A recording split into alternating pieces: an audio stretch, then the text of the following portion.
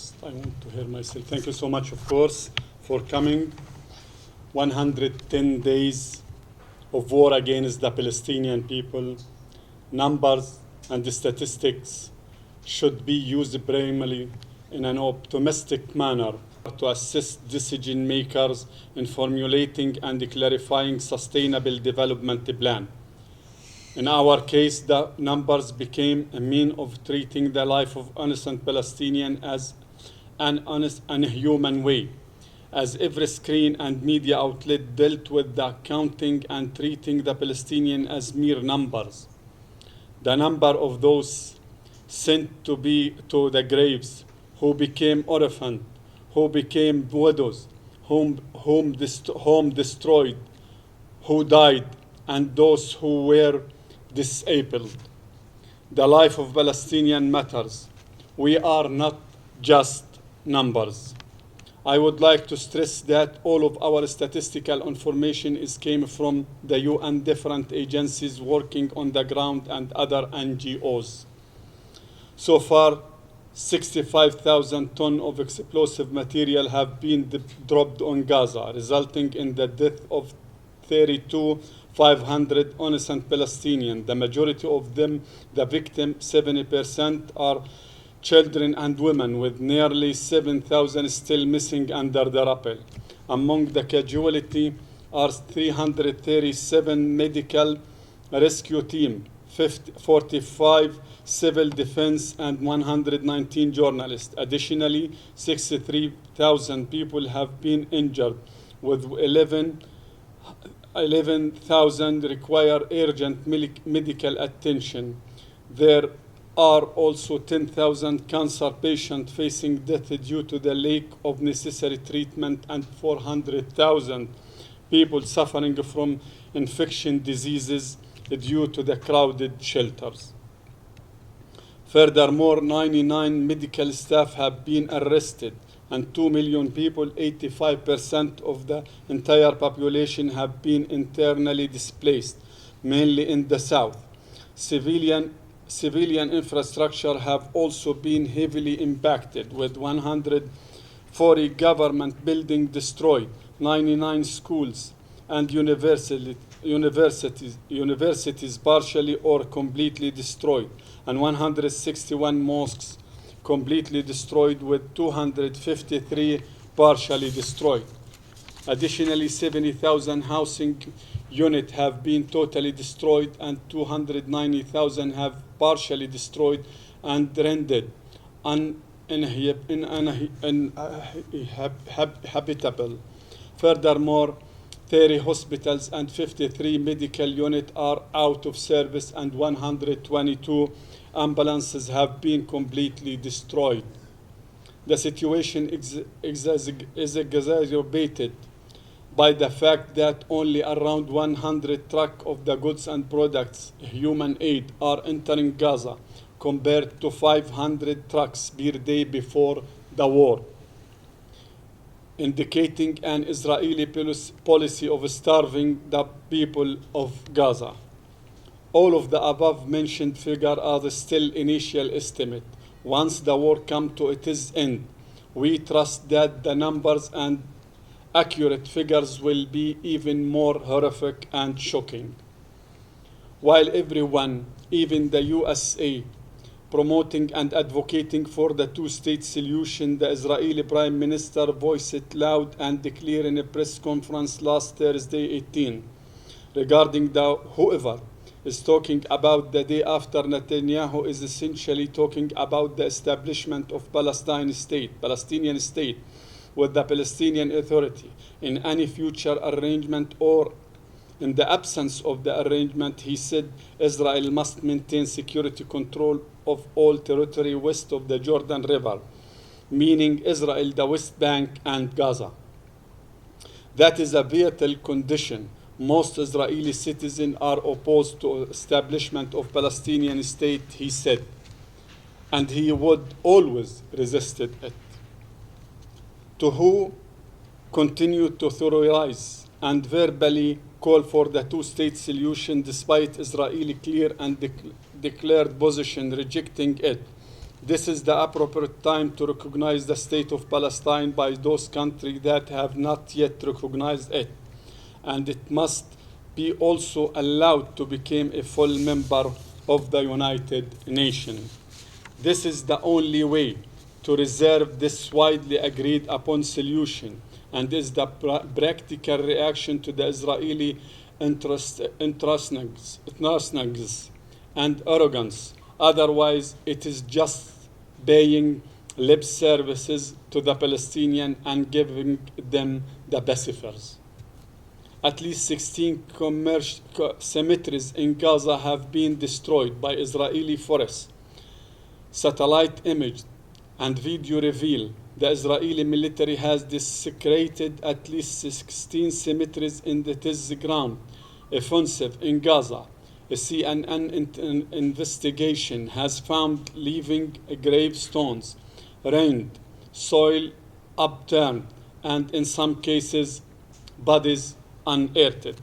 Currently, every single person in Gaza is hungry. Quarter of the population are starving and struggling to find food and drinkable water, and famine is imminent. Pregnant women are not receiving adequate nutrition and health care, putting their life at risk. In addition, all children under 5, 335,000 are at risk of severe malnutrition, as the risk of famine condition continue to increase. A whole generation is now in danger of suffering of stunting, said the experts. Stunting occurs when young children growth is hampered due to lack of adequate nourishment and causes irreparable physical and cognitive impairment. This will undermine the learning capacity of entire generation. For the third month in a row, the Israeli government continues its piracy and theft of the Palestinian Clearance Fund, leaving the government unable to pay the salaries. This is another step to strangle the already suffering Palestinian economy and push the Palestinians to brink of abyss. In this regard, I would like to remind you that this particular government deducted 600 million shekel, $160 million last July, in addition to many other deductions, which made the Palestinian government able to pay only 80% of the salaries of the employee and retirees for more than 2 years in a row. While all respectable international reports speak of shortage of necessary food and famine that will soon hit Gaza, Israel added insult to the injury by requiring that the clearance funds be sent, minus the allocation amount that used to pay to the Palestinian Authority employee and retirees in Gaza. It is a clear evidence that Israel is waging a genocidal war against the Palestinian people, and this should be further evidence to support the South Africa file submitted to the International Court of Justice. The inhuman situation is taking many forms, one of which is having to stand in line for hours to use the limited bathroom in the new displaced concentration camp. As we all learn from this experience, we need to review the Universal Declaration of Human Rights for two main issues. First, to remove the word universal from its official name, as it is well proved that the applicability of this right is very selective and limited.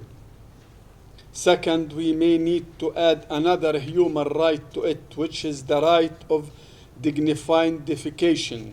This might seem ironic and unbelievable, but Israeli acts are far beyond imagination, so we need solutions that are outside of the box.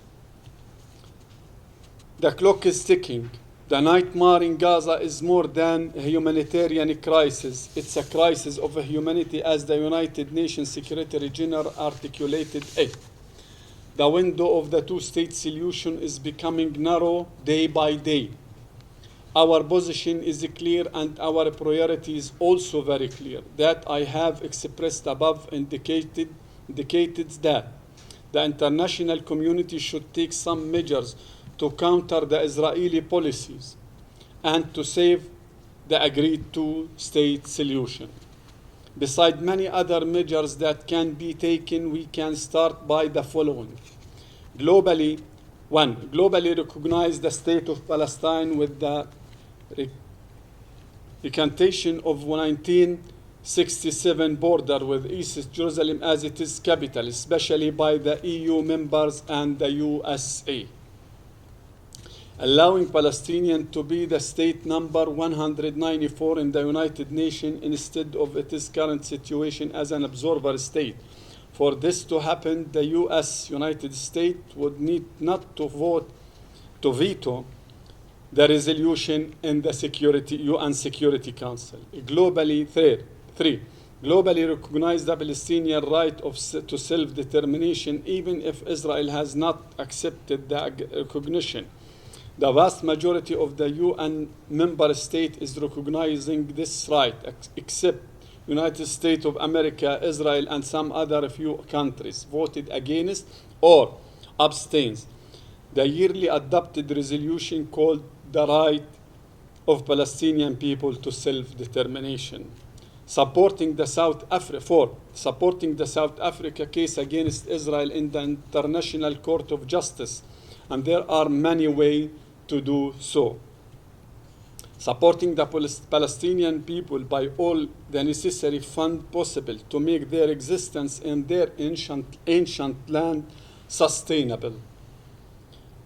I can list other tens of peaceful, legal, legitimate, and diplomatic measures that can bring the unjust situation to its end, and for sure also the end of the evident and the garish textbook genocide, and hold its perpetrator accountable.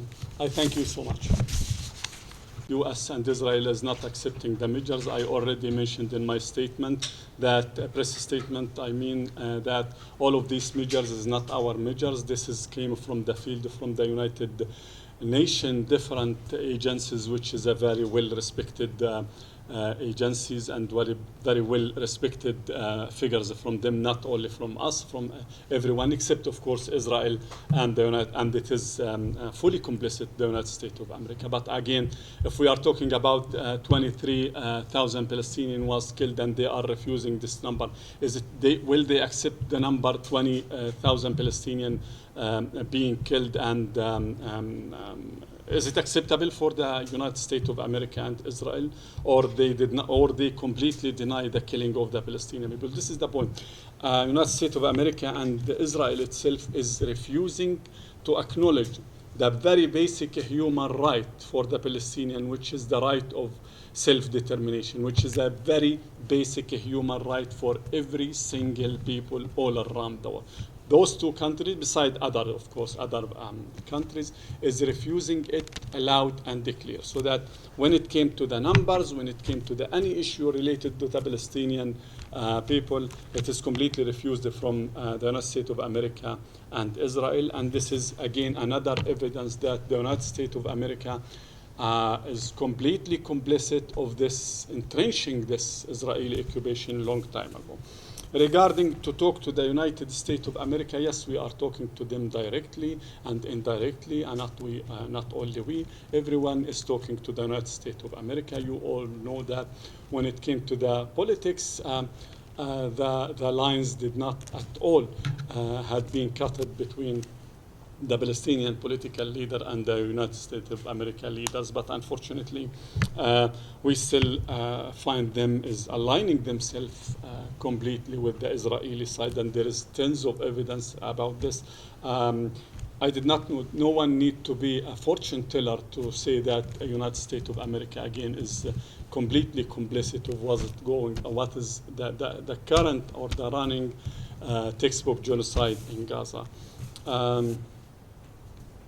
Regarding the recognizing of the self-determination, again, which you mentioned it 2 times, yes, we have a recognition or accepting or the resolution that is used to be adopted on a yearly basis in the United Nations General Assembly called the Palestinian self-determination is used to be adopted the last time with 174 countries from all around the globe, except, of course, again, Israel, United States, and some other country who is standing sometimes against it. I think 4 countries who is voting against this, and the other remaining country, which is nearly 16 or 15 countries, was voted absent, not voting against and not voting with it.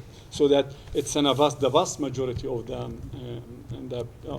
countries around the world recognize the right of the Palestinian people for the self-determination.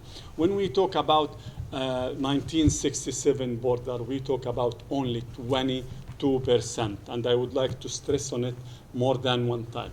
Again, when we agreed in the Oslo Accord to start the peace process, we agreed to build our state in only 22% of our historical land. This is factually speaking. I'm not talking about something imaginary. The whole entire land from the Mediterranean Sea to the Jordanian River was called Palestine. It's not ours. It's what was it was called Palestine according to the United Nations. When you back even to the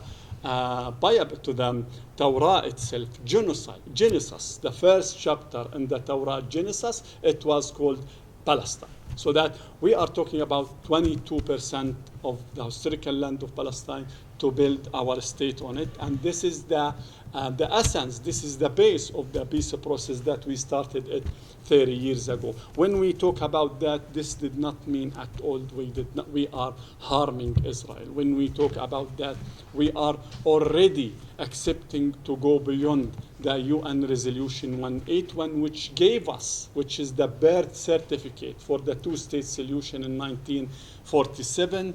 And in this resolution, our state should be built in 46% of the historical land of Palestine.